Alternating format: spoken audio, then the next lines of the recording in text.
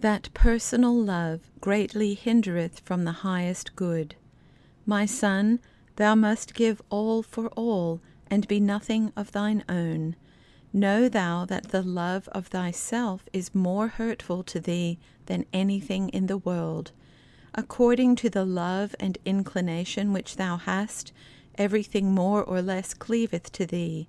If thy love be pure, sincere, well regulated, thou shalt not be in captivity to anything. Do not covet what thou mayest not have. Do not have what is able to hinder thee, and to rob thee of inward liberty. It is wonderful that thou committest not thyself to me from the very bottom of thy heart, with all things which thou canst desire or have. 2. Why art thou consumed with vain sorrow? Why art thou wearied with superfluous cares? Stand thou by my good pleasure, and thou shalt suffer no loss.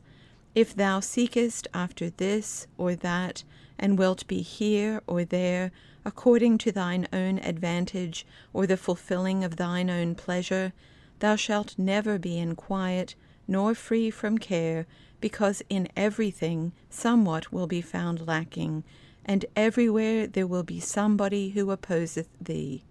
3.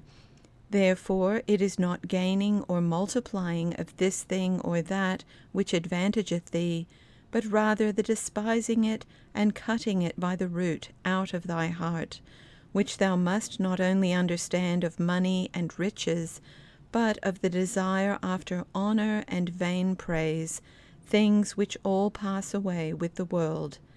The place availeth little if the spirit of devotion is wanting, nor shall that peace stand long which is sought from abroad, if the state of thy heart is without the true foundation, that is, if it abide not in me.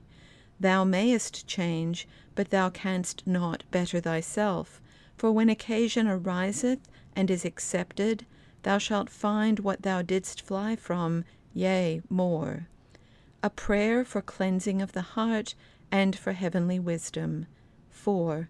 Strengthen me, O God, by the grace of thy Holy Spirit. Give me virtue to be strengthened with might in the inner man, and to free my heart from all fruitless care and trouble, and that I be not drawn away by various desires after any things whatsoever, whether of little value or great, but that I may look upon all as passing away, and myself as passing away with them, because there is no profit under the sun, and all is vanity and vexation of spirit. O how wise is he that considereth thus! 5.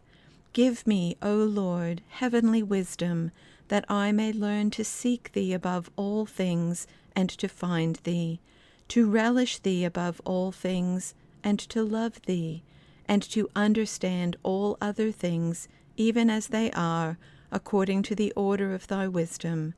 Grant me prudently to avoid the flatterer, and patiently to bear with him that opposeth me.